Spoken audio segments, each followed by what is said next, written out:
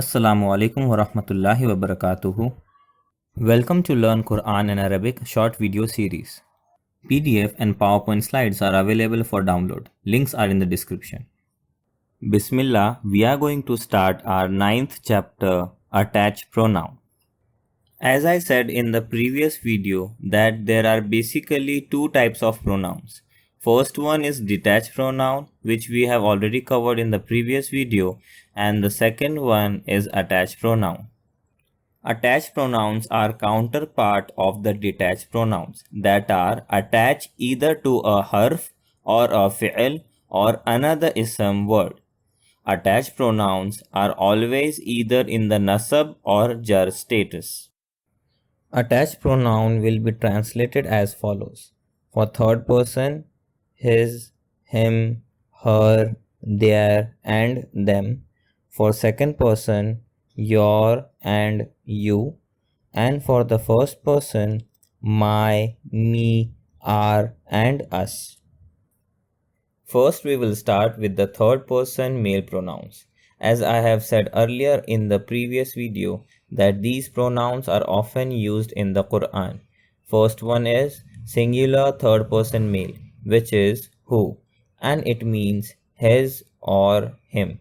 Then the next pronoun is dual third person male, which is huma, and it means their or them, but it is for two people. And the last pronoun is plural third person male, which is whom, and it also means their or them, but it is for more than two people. Now the translation of the attached pronoun depends upon the word it has been attached with. Let's take an example of ism. If the singular third person male pronoun who is attached with an ism like kitabu, then the translation of that pronoun will be his. So kitabuhu will be translated as his book, where kitabu means book and hu means his. Next example will be of fi'l. If who is attached with a fi'l like khalaqa, then the translation of who will be him.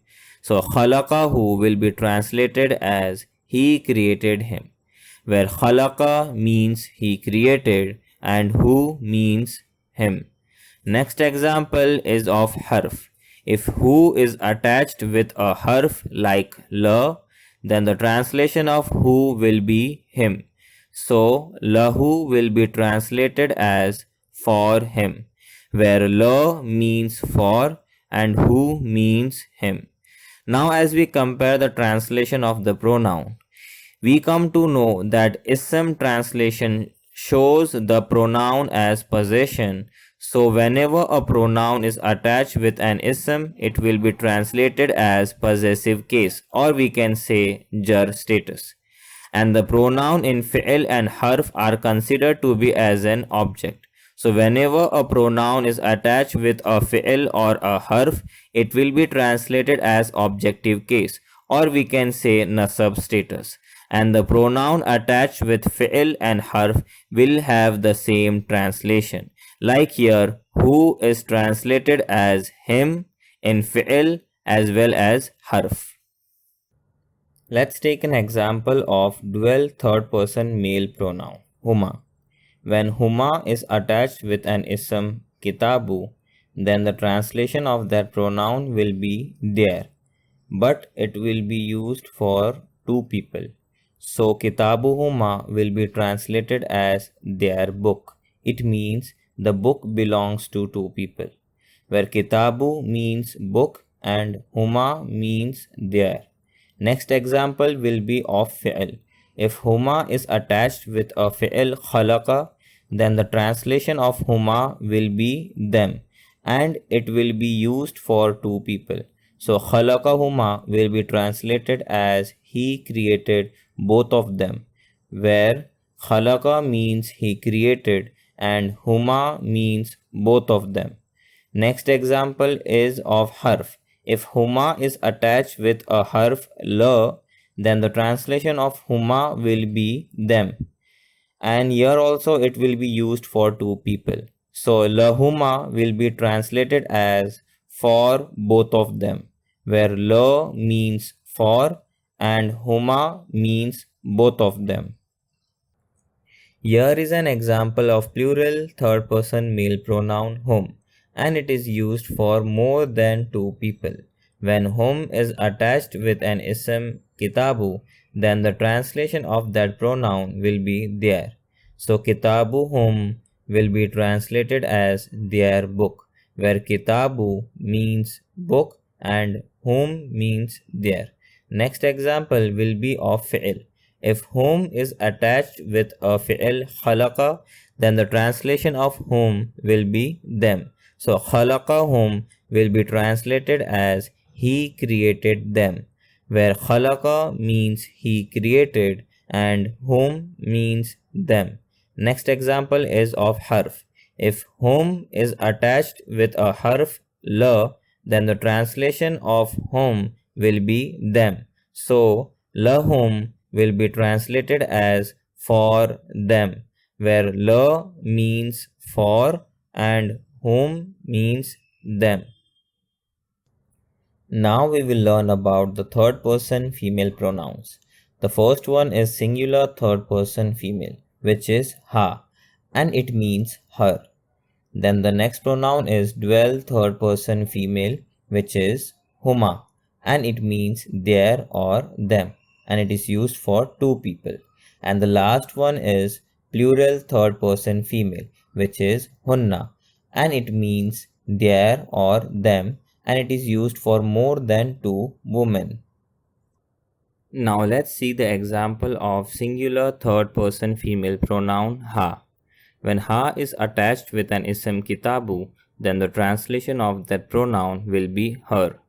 So kitabu ha will be translated as her book, where kitabu means book and ha means her. Next example is of fi'il. If ha is attached with a fi'il khalaqa, then the translation of ha will be her. So khalaqaha will be translated as he created her, where khalaqa means he created and ha means her. Next example is of harf. If ha is attached with a harf la, then the translation of ha will be her. So laha will be translated as for her, where la means for and ha means her. Now the example of dual third person female pronoun will be exactly the same to that of the male pronoun, as huma is used for both the genders, male as well as female. So kitabu huma will be translated as their book. Khalaqahuma will be translated as he created both of them, and lahuma will be translated as for both of them. Here is the example of plural third person female pronoun hunna. When hunna is attached with an ism kitabu, then the translation of that pronoun will be there, and it is used for more than two women. So kitabu hunna will be translated as their book, where kitabu means book and hunna means their. Next example is of fi'il. If hunna is attached with a fi'il khalaqa, then the translation of hunna will be them. So khalaqahunna will be translated as he created them. It means those women, where khalaqa means he created and hunna means them. Next example is of harf. If hunna is attached with a harf la, then the translation of hunna will be them. So lahunna will be translated as for them, where la means for and hunna means them. Now we will learn about the second person male pronouns. The first one is singular second person male, which is ka, and it means your or you. Then the next pronoun is dual second person male, which is kuma, and it also means your or you, but it is used for two people. And the last one is plural second person male, which is kum, and it also means your or you, but it is used for more than two people. Here is an example of singular second person male pronoun ka. When ka is attached with an ism kitabu, then the translation of that pronoun will be your. So kitabu ka will be translated as your book, where kitabu means book and ka means your. In next example of fi'l, if ka is attached with a fi'l khalaqa, then the translation of ka will be you. So khalaqa ka will be translated as he created you, where khalaqa means he created and ka means you. Next example is of harf. If ka is attached with a harf la, then the translation of ka will be you. So laka will be translated as for you, where la means for and ka means you. Here is the example of dual second person male pronoun kuma. When kuma is attached with an ism kitabu, then the translation of that pronoun will be your. And this pronoun is used for two people. So kitabu kuma will be translated as your book, where kitabu means book and kuma means your. In next example of fi'l, if kuma is attached with a fi'l khalaqa, then the translation of kuma will be both of you. So khalaqa kuma will be translated as he created both of you, where khalaqa means he created and kuma means both of you. Next example is of harf. If kuma is attached with a harf la, then the translation of kuma will be both of you. So lakuma will be translated as for both of you, where la means for and kuma means both of you. Here is an example of plural second person male pronoun kum. When kum is attached with an ism kitabu, then the translation of that pronoun will be your, and it is used for more than two people. So kitabu kum will be translated as your book, where kitabu means book and kum means your. In next example of fi'l, if kum is attached with a fi'l khalaqa, then the translation of kum will be all of you. So khalaqa kum will be translated as he created all of you, where khalaqa means he created and kum means all of you. Next example is of harf. If kum is attached with a harf la, then the translation of kum will be all of you. So lakum will be translated as for all of you, where la means for and kum means all of you. Now we will learn about the second person female pronouns. The first one is singular second person female, which is ki, and it means your or you. Then the next pronoun is dual second person female, which is kuma. It is similar to the male pronoun and it means your or you for two people. Then the last one is plural second person female, which is kunna, and it means your or you for more than two women. Let's take the example of singular second person female pronoun ki. When ki is attached with an ism kitabu, then the translation of that pronoun will be your. So kitabu ki will be translated as your book for female, where kitabu means book and ki means your. An example of fi'l, if ki is attached with a fi'l khalaqa, then the translation of ki will be you.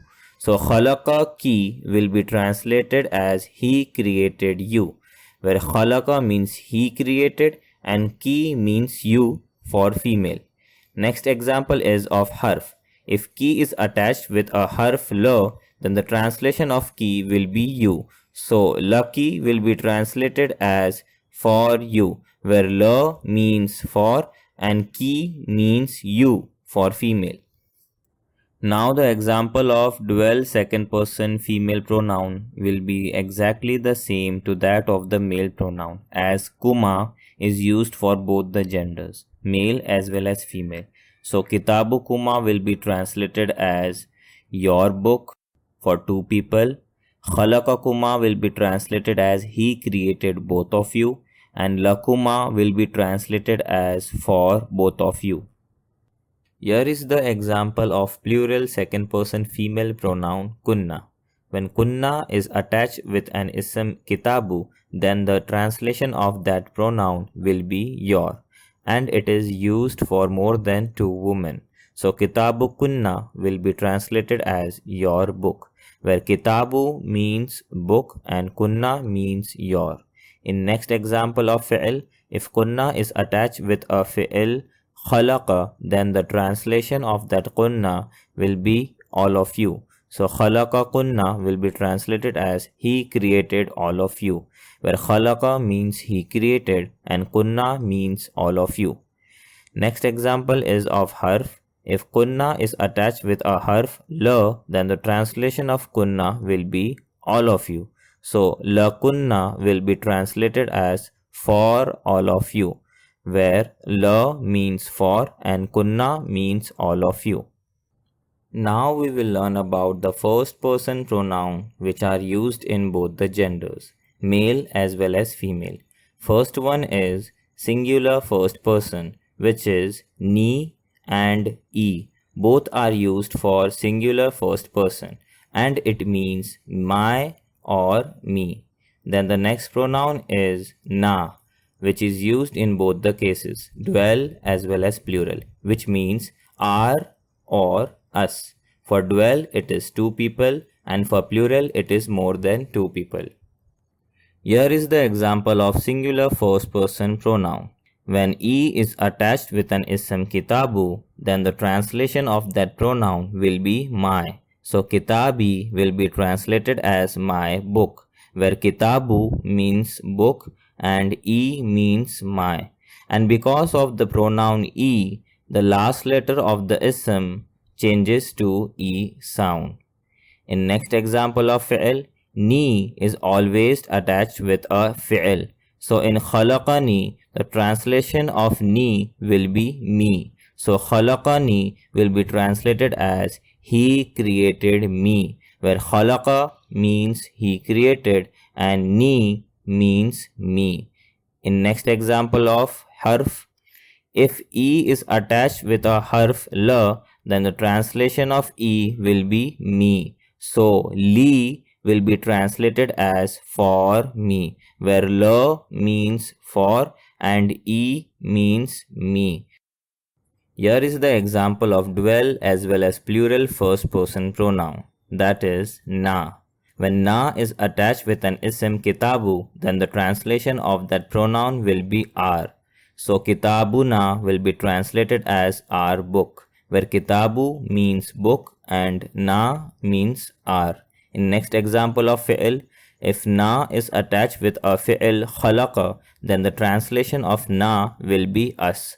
So khalaqana will be translated as he created us, where khalaqa means he created and na means us. Next example is of harf. When na is attached with a harf la, then the translation of na will be us. So lana will be translated as for us, where la means for and na means us. Let's have a quick review of what we have learned today. Hu, huma, hum, ha, huma, hunna, ka, kuma, kum, ki, kuma, kunna, ni, e, na. Hu, huma, hum, ha, huma, hunna, ka, kuma, kum, ki, kuma, kunna, ni, e, na. Hu, huma, hum, ha, huma, hunna, ka, kuma, kum, ki, kuma, kunna, ni, e, na. For the exercise of this chapter, please check out the PDF in the description below. Subhanakallahumma wa bihamdika wa nashhadu an la ilaha illa anta wa nastaghfiruka wa natubu ilaik. Jazakumullahu khairan. Assalamu alaikum wa rahmatullahi wa barakatuhu.